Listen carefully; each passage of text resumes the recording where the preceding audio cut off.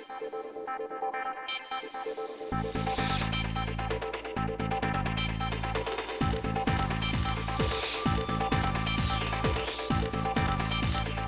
again, this is a media briefing, and so I'm very open and would welcome any questions that you might have. But so please don't hesitate to ask questions, and I'm happy to talk about anything that is on anyone's mind. But it probably is worth noting that I have been the mayor for just a week or so over a year now. So it's been a time for me to kind of reflect a little bit and look at my priorities and evaluate where we are as a community, so I can see what we can do as a community to continue to improve. It's been a great year. I have to say that I was drawn to this job because, as I reflected on it, I honestly couldn't think of anything I would rather do at this stage in my life than be involved full time in promoting my hometown and doing what I can to help elevate it and to address any things that could be improved upon in our community. And so for the last year, I really have enjoyed this opportunity quite a bit, and I just want to say thank you to the people of Mesa for allowing me the privilege of serving as the mayor of Mesa. The reason I ran for mayor also was because I thought Mesa was enjoying some really good momentum at the time. I thought we were a well-managed city, and we were making some great progress in some critical areas. So I have to confess up front that I think I inherited a pretty good situation here. But at the same time, my job is to brag about Mesa and to talk about all the really good things that are going on here. But it's also, I think I owe it to the folks who are struggling to be concerned about them and to do what I can to take Mesa to that next level. You may have heard a year ago I started coining the phrase next Mesa. In other words, thinking about we're on a certain level right now, which is a good place, but let's not be complacent, and let's focus on where we want to be and trying to get better. To take Mesa up a notch, perhaps would be another way to say it. And as I review the last year, I have to say that I think Mesa is on a roll. I think the momentum that the good momentum that I was drawn to a year ago is continuing, and like I say, Mesa is on a roll. And so I'll, if you don't mind, just make a couple of comments on some of the things that I've seen recently and over the past year that caused me to be very optimistic and very bullish and excited about where Mesa is right now.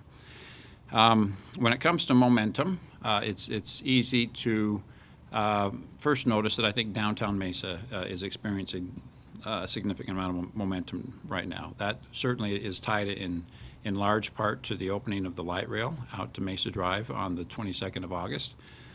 That was I think I was quoted as saying that was the biggest day I could remember in Mesa, and I don't believe I was guilty of exaggeration in that. I think during my lifetime, that is, I put it right up there with the opening of the Mesa Art Center as one of the very important events that has occurred in Mesa. Mesa, as you know, is a big city, but we're also a big city next to an even bigger city. So it's important strategically for us to be able to connect well with Tempe and with Phoenix and the whole metropolitan area. So I think that's one of the great things about light rail. From the perspective of it being a transportation system, I think it's proven to be very successful. Also, it's been a source of great economic benefit. As good as it is as a transportation system, I think that it is as good or better as an economic development system. We've seen a great deal of increase in business activity along the light rail corridor. We've had new businesses, new restaurants. I noticed a statistic from the Downtown Mesa Association recently that the occupancy rate along the light rail corridor, or the vacancy rate rather, is only 8.5%, which is very low. So there is a lot of interest, a lot of economic activity, a lot of excitement along the light rail corridor. We're seeing a lot of transit-oriented development. To that end, one of the things I was excited to see in downtown Mesa is that the city has invested some assets in creating what we call at Mesa Wi-Fi. So there is free Wi-Fi along the downtown corridor and adjacent to the light rail. There's free Wi-Fi on the light rail, and now there's also free Wi-Fi as you exit the light rail in downtown Mesa. Also in downtown Mesa, the thing that I love about downtown Mesa is it's not a recreation of a downtown. It is an authentic, real downtown. It's a historic, 100-year-old, real Main Street. And as a result of that, the train fits very, very well in that environment, and it creates a perfect atmosphere, I think, for holding events. And we've had traditionally some great events in downtown Mesa. Right now, if you come down to downtown Mesa on a weekend, there's a good chance you'll run into one of the events that are going on. The Second Fridays event is very well attended. Motorcycles on Main is very well attended. And I would like to see us do more of those types of events and take advantage of this really great atmosphere that we have downtown. So I'm excited that the second weekend in November 13th through 15th, we will be host to the Mesa Music Festival. This is going to be a lot of fun. We'll have over 200 bands at various locations and venues in downtown Mesa, including on the light rail. It's going to bring a lot of emerging artists, a lot of bands that are looking to be exposed to record companies. We're also excited about bringing in some well-known performers as well. And I think this will be a very exciting event that will be just a real good fit for downtown, and hopefully will be something that you see happening on an annual basis thereafter. Also, tomorrow morning at our regular City Council study session, I'm very excited because staff will be making a presentation about a holiday event in downtown Mesa. So please stay tuned for that. I think there's going to be really, again, this great atmosphere that we have downtown is going to be the perfect location for hopefully reviving a traditional event in downtown Mesa for the month of December. And I encourage everyone to look forward to tomorrow morning when we're going to announce the details of that event. Other topics just under the general topic of good momentum associated with Mesa. I'm proud of the progress that we've made on the housing veterans initiative that we announced. You may recall in March, I was honored to announce that I was going to sign on to the National Mayor's Challenge to End Veterans Homelessness, and have been very grateful for the leadership that Councilmember Thompson and Glover have provided in this effort. I'm pleased to report that since that time, we've identified 46 veterans through our partnerships with other great human service agencies. Prior to that, before joining the program, we'd already identified 14. So for the year to date, we're about at 60 veterans that we've either placed in homes or in the process of assisting them to get into permanent housing. So to me, that's a great point of pride. It shows what I really already knew about our community, which is that we are a caring community. We are a community that's grateful to our veteran community and anxious to do what we can to pay them the respect that they deserve.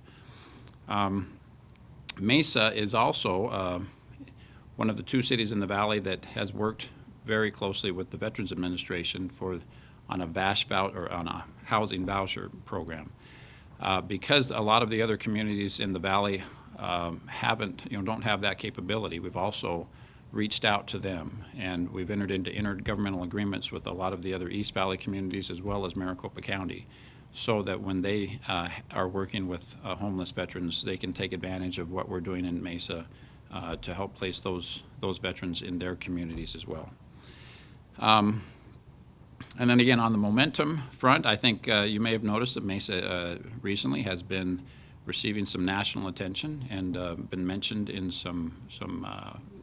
in a very positive way in several publications.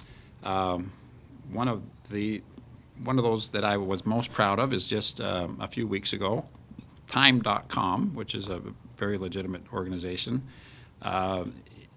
labeled Mesa the best big city in the Southwest to live, one of the top 5 big cities in the country, but the best city in the Southwest.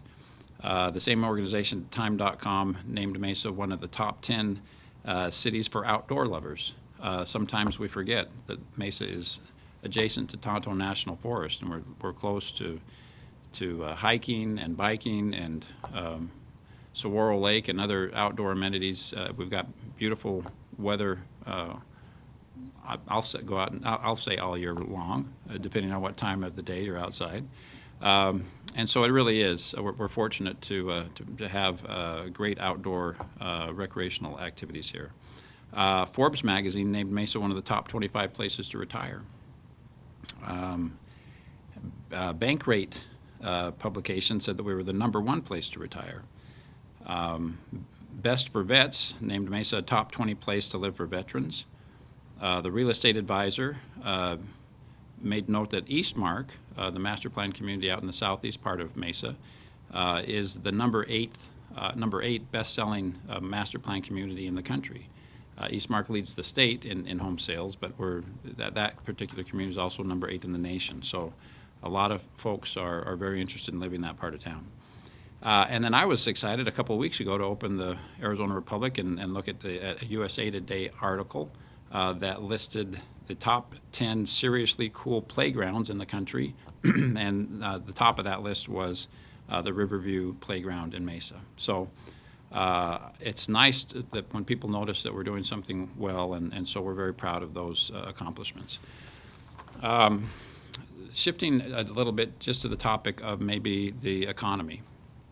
We all know that Mesa continues, the Phoenix area generally, and Arizona and Mesa specifically, of continuing to try to get back where we were prior to the economic downturn. And I'm pleased to report that all the indications that I am seeing is that Mesa, the economy in Mesa is very healthy, and is that recovery is happening in Mesa. The estimate for 2015, based on the announcements that we know of so far, is that we expect to add 8,700 jobs to the city over the course of 2015. Sales tax continues to rebuild and improve. The last statistics that we have for the sales tax are for the month of July, which showed that the sales tax was up 4.6% compared to the previous year. So that demonstrates a very healthy recovery. I mentioned earlier that housing is doing very well in Mesa. This number is pretty impressive. The number of housing permits that have been issued by the City of Mesa is up 79% this year versus last. So I mentioned that Eastmark is doing very, very well, but they're not alone. A lot of the new home communities in Mesa are really selling as fast as homes can be built. So that's a very encouraging thing to see. I think everyone is also familiar with the fact that we had a very successful spring training season. It seems like every year that the Cubs are here, they set a new record for attendance, and so we're very proud of the Cubs Stadium, and that certainly was true this last March. They set new records at Cubs Stadium for the Cubs spring training. Thankfully this year, as you all know, we added a team to Mesa. The Oakland A's were here. They also had a very, very successful year. In fact, if you compare the A's attendance this year to last year, their attendance actually doubled when they moved to Mesa, into Hohokam Stadium. So I've spoken with them, and they are thrilled with their stadium and with their increased attendance. And that has a very dramatic impact on Mesa's economy. So I think this robust, strong recovery of the economy, we're seeing it really all over the city, not just in the areas that it might be obvious. I yesterday was pleased to participate in an event at Mesa Community College where we opened up some new buildings and some improvements on that campus. And every time I drive through the Fiesta District now, I'm struck at really how attractive it is and how business friendly it is, and what a great place it is to locate a business. I invite anyone who may have other memories of the Fiesta District to take another drive through the Fiesta District, and with the street improvements and the streetscape that the city has done, and the addition of some very beautiful businesses that have been added to that district, I think you'll be very impressed. There is new housing, several new large employers. Mesa Community College is doing great, as is Banner Hospital. Banner is the largest employer in the city of Mesa. It's also the largest employer in the state of Arizona. So that part of our town is home to two very large and successful Banner hospitals. The Gateway area continues to thrive and to do very, very well. We're adding new airlines to Gateway Airport. New hotels are being built. New employers are announcing locations. Housing, as I indicated earlier, is doing very well in the southeast part of Mesa. So really, no matter where you look at Mesa, the signs of a healthy recovery and of an improved economy are fairly apparent. Another important topic that city government is very involved in is crime. I had and policing and public safety. I had the privilege yesterday of having a great meeting with the administrators of our police force, and was very pleased to get some statistics from them. What it showed is that the Part 1 violent crimes, which includes all the more serious crimes, Mesa's crime rate in those important areas is down 12% this year compared to last. So I was very pleased and very appreciative to our public safety folks for the great job they're doing in that very significant reduction in major crimes in the city of Mesa. So that's kind of an overview of some of the important things that I think are going on in the city right now. Again, the picture that it paints for me is that Mesa is on a roll, that we're blessed to be in the midst of a nice surge of momentum.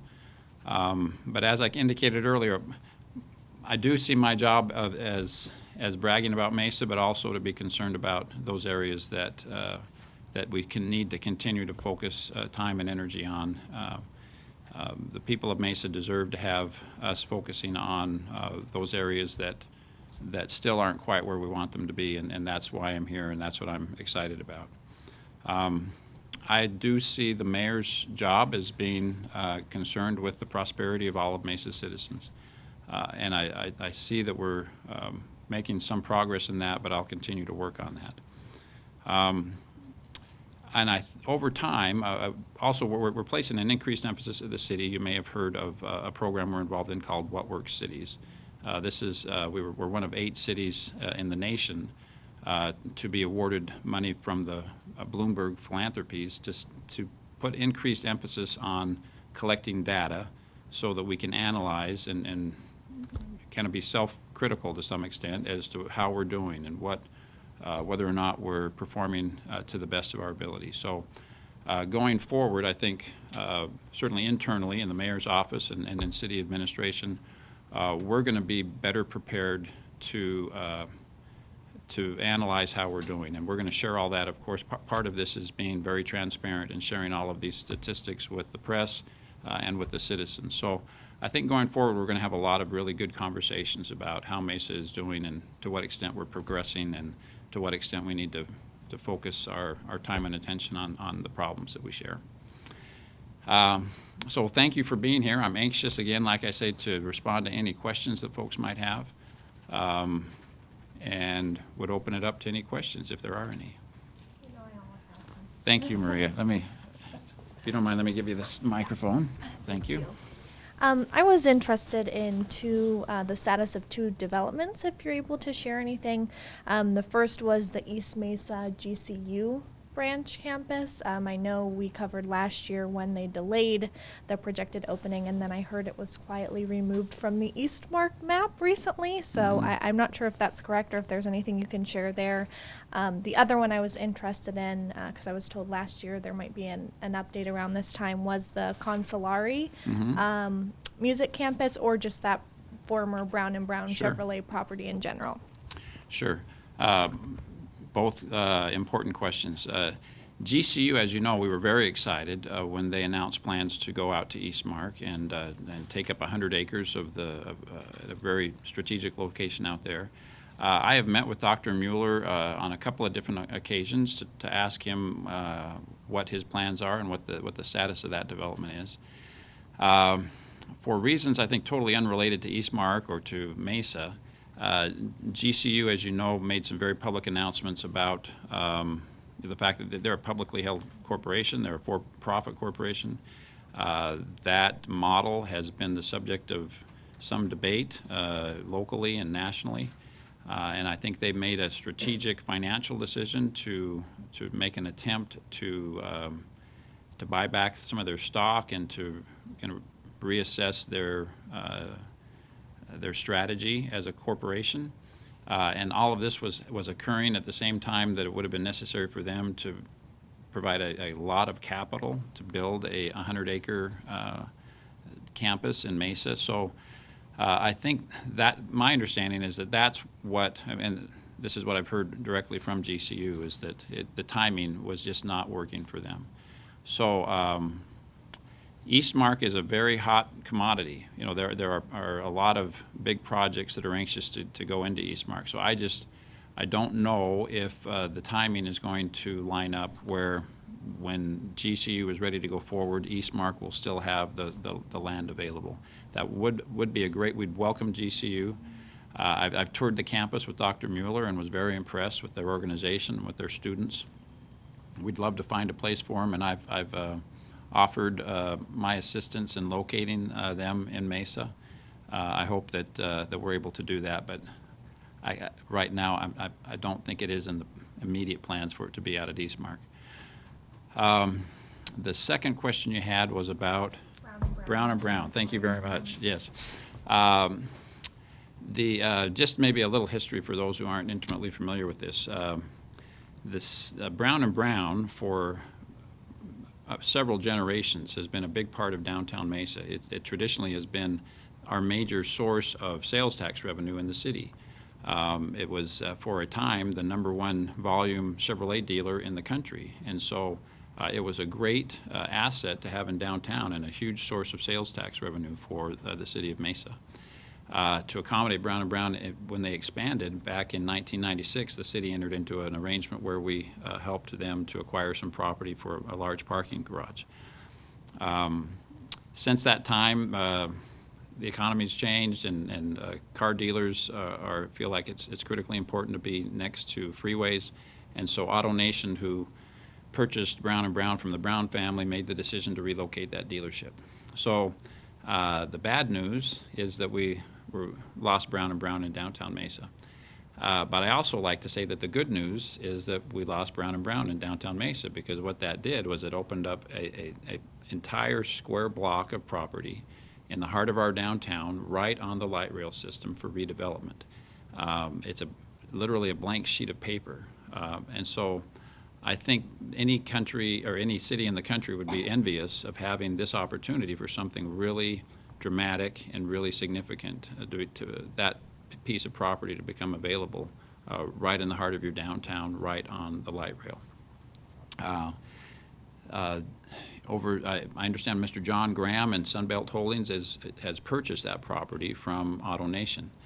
I hold Mr. Graham and Sunbelt in the highest of esteem. Anyone who drives the 202 and goes by Tempe Town Lake, you've seen the State Farm complex being constructed. Mr. Graham and his company is the company that's developed that property, in addition to just a lot of other very high level, very high quality developments in the state of Arizona and outside the state of Arizona. So I'm excited that developer has seen the potential in downtown Mesa and invested in downtown Mesa. Mr. Graham is very much engaged in the Consolari project and working with Senator Worsley and Christy Worsley on that. And I know that the Worsleys have been working very diligently on the philanthropy necessary to make that project a reality. If anyone can do that, it's the Worsleys. They are amazing people. So I won't be surprised at all when they're successful in getting the philanthropy that's necessary for that project to go forward. But you might see that project change in some respects. I don't know.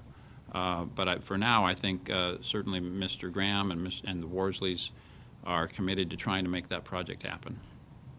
The other thing about this whole deal that maybe is a little bit newsworthy is Back in 1996, when the city acquired that property to help Brown and Brown, there were some provisions to that agreement that said that if the property ever ceased being used for new car sales, that the owners of the car dealership would repay the city their investment. So the other thing I can let you know that maybe not everyone knows is we did receive a month or two ago a check for $2 million from AutoNation honoring that commitment that was made 15 or 20 years ago. So I'm very optimistic. I'm excited that we have Mr. Graham and his company in downtown Mesa to develop a 10-acre parcel right in the heart of our downtown. I'm also excited with the possibility that that could be an arts-related project similar to the Consolari project that the Worsleys have been promoting. Thank you. Any other questions? I have a few. Yes, please. Thank you. Sit back. I was curious to hear you talking about the 8.5% vacancy rate along the light rail. And just Friday, I walked a couple of miles just to familiarize myself with some of those businesses. And there's plenty of signs in businesses, not a lot of activity going on, at least at, Yeah. 2 o'clock on a Friday afternoon. I know, I've heard you speak about growing up in Mesa and being downtown and having more vibrant economy.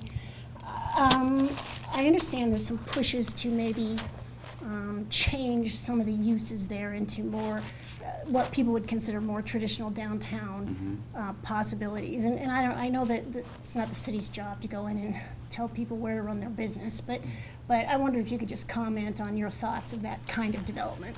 Sure. I'm impressed with where downtown Mesa is now. When I frequent downtown businesses, I go to lunch downtown frequently, and more often than not, when I'm in a downtown restaurant, I notice that nearly every seat is occupied. And there are some very successful, thriving businesses in downtown. Clearly, it's not where we want it to be yet. There still is room for improvement. There still is a lot of opportunity in downtown for people that want to take advantage of this cool, authentic Main Street atmosphere that we have down there. I think the city is in a very good position to assist with that. In the downtown square mile that takes up the bulk of the light rail corridor, the city owns 120 acres of that property. Now, most of it is property that the city has very strategic purposes for, utility and otherwise, but there still is some property that we can make available for development. The other role that the city can play downtown is that we provide literally all of the services downtown, all of the utilities. The city of Mesa has an electric company that is alive and well in the downtown area. So for someone wanting to relocate a business or to start a business in downtown Mesa, it really is a one-stop shop. They come to us for permitting for every utility, wastewater, chilled water, electricity. So the city is really, like I say, in a very strategic position when it comes to working with people to attract them to downtown and to help them be successful in bringing a business to downtown. It's going to take, I think downtown Mesa will be an overnight success, maybe a couple of years from now. So we're going to keep working at it. Like I say, right now, let's not understate how well it's doing. It's doing very well. There's some great, the Mesa Arts Center, a couple of years ago, won the award for the venue of the year globally. The runner-up to the Mesa Arts Center was the Sydney Opera House.